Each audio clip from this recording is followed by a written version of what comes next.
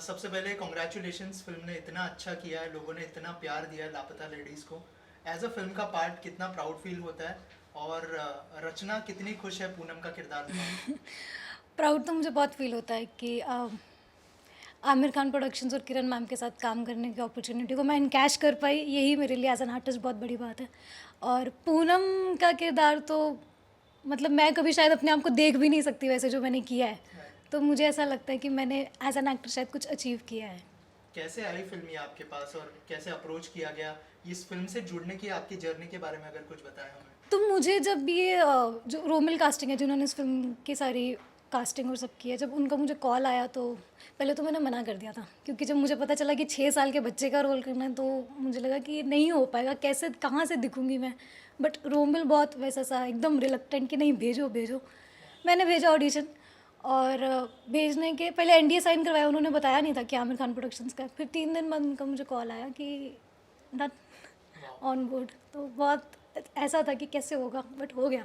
और जितने भी लोग बॉलीवुड में काम करते हैं वो चाहते हैं कि बड़े प्रोडक्शन हाउसेज में काम करें। किरण राव जी हमेशा से अच्छी फिल्म बनाते आई है। आपका एक्सपीरियंस कैसा रहा, उनके साथ क्या सीखा एज एन एक्टर आपने। किरण मैम के साथ मैंने जब धोबी घाट भी जैसे उनकी देखी थी तो उनको मैं एज ए डायरेक्टर बहुत एडमायर किया है मैंने। और सबसे अच्छी चीज़ जो मुझे उनकी लगती है वो उनका रॉनेस है।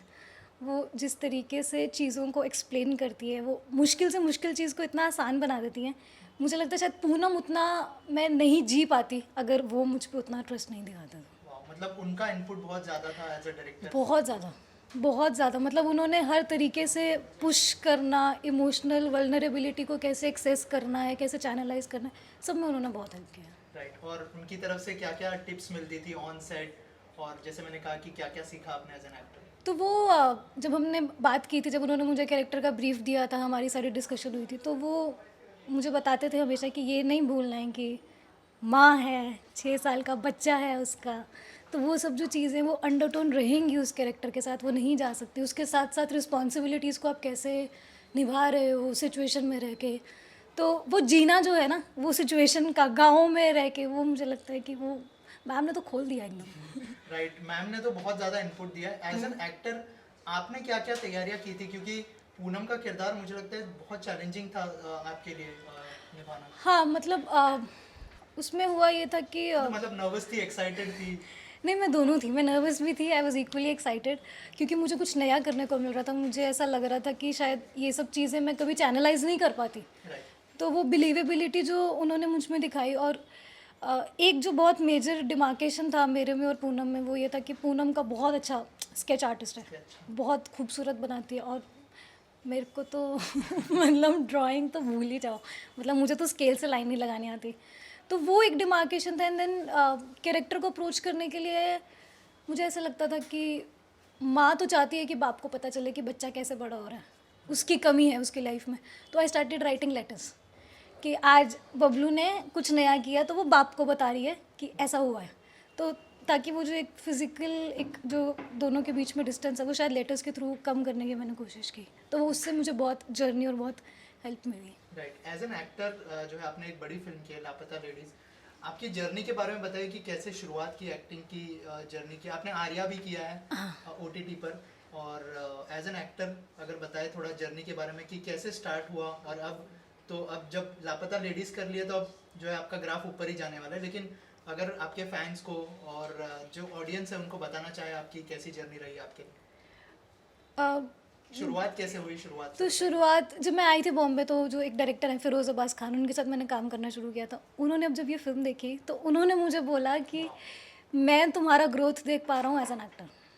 तो उन्होंने मुझसे और कोई बात ही नहीं की, उन्होंने बस मुझे इतनी सी बात बोली और मुझे लगा बहुत बहुत बड़ी बात है ये, कि कभी कभी हम खुद को इतना कम हाँकते हैं कि हम ही नहीं समझ पाते कि हम क्या करें। जैसे मुझे ड्यूरिंग प्रोसेस कभी इंट्रोस्पेक्ट हो ही नहीं पाया कभी कि क्या चल रहा है। बस वो प्रोसेस था, बीइंग था, बिलीवेबिलिटी थी सिचुएशन की जो ले गई। होने के बाद पता चला कि ओह क्या किया है। वो जब पहली बार फिल्म देखी और लगा, ये पहली बार फिल्म देखी तो मुझे ऐसा लगा था ये मैम। तो यही सबसे बड़ा कॉम्प्लीमेंट हाँ, है। I think so.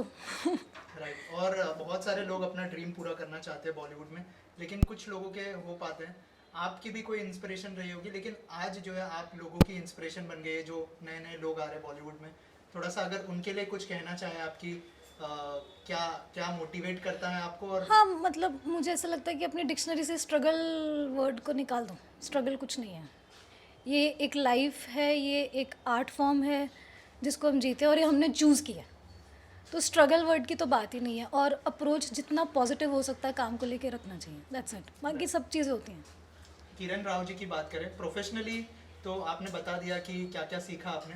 पर्सनली आपने क्या क्या इम्प्लीमेंट किया है उनकी लाइफ से, क्योंकि काफ़ी डिसिप्लिन है, अपने काम को लेके फोकस्ड है, क्या क्या चीज़ें ऐसी है जो आप अपनी लाइफ में आगे जाने के बाद इम्प्लीमेंट करना चाहेंगे और उसको याद रखेंगे आप?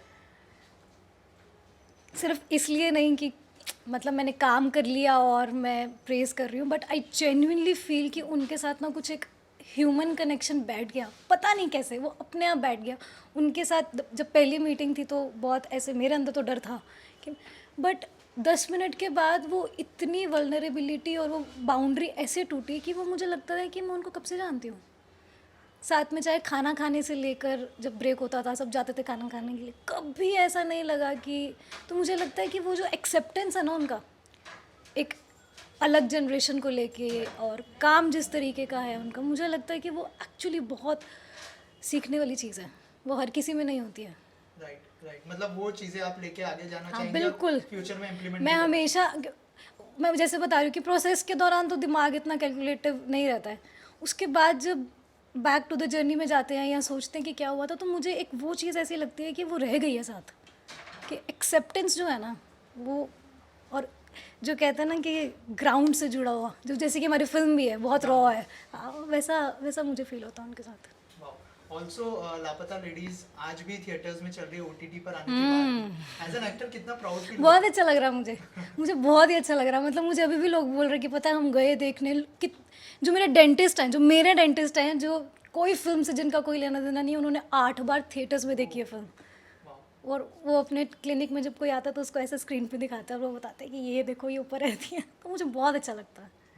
और आने वाले टाइम में क्या क्या अपकमिंग प्रोजेक्ट्स है उसके बारे में बताइए, और क्या अब थोड़ा सा मतलब जो प्रोजेक्ट्स आप चूज़ करेगी उसको थोड़ा सा चूज़ी होके चूज़ करने वाली है, या फिर कैसे किसी का सजेशन लेना पसंद करती है प्रोजेक्ट्स को लेकर आप? जैसे अभी तो करियर शुरू हुआ है मेरा, और मुझे ऐसा लगता है कि हाँ गुड स्क्रिप्ट और एक एक कुछ अंदर से आपके क्लिक कर जाता है स्क्रिप्ट को पढ़ते कि आपको लगता है कि हाँ ये मुझे करना है, तो इंट्यूशन पे तो मैं जाती हूँ जब मैं स्क्रिप्ट को पढ़ती हूँ। मुझे लगता है कि शायद अभी ना या हाँ बोलने वाली स्थिति में, मैं पता नहीं मेरे में उतनी सेंसिबिलिटी अभी है कि नहीं, ये मुझे पता नहीं है, बट हाँ मैं स्क्रिप्ट पढ़ के कि मेरा कैरेक्टर कैसे जा रहा है, क्या हो रहा है उसके साथ, उस चीज़ को तो मैं ज़रूर डिटरमाइन करती हूँ कि हाँ ओके। क्या फ्यूचर में ऐसा भी हो सकता है कि कोई प्रोजेक्ट्स आए तो आप किरण मैम से भी कुछ सजेशन लेने की कोशिश करें उस बात को लेकर? बिल्कुल चाहूँगी मैं, बिल्कुल चाहूँगी।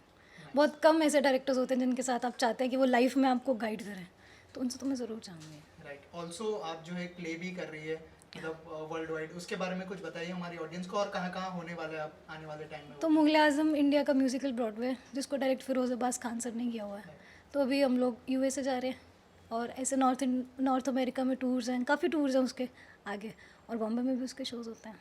Yes. और क्या क्या अपकमिंग प्रोजेक्ट्स है, कुछ आया है पाइपलाइन में है? पाइपलाइन में तो 2-3 चीज़ें हैं, बट मैं उसके बारे में कुछ अभी बोलने के लिए हुआ नहीं। राइट, और कुछ कहना चाहेंगे जो ऑडियंस ने देखी है, इतना अप्रिशिएट किया, उनके लिए क्या मैसेज होगा आपकी तरफ से?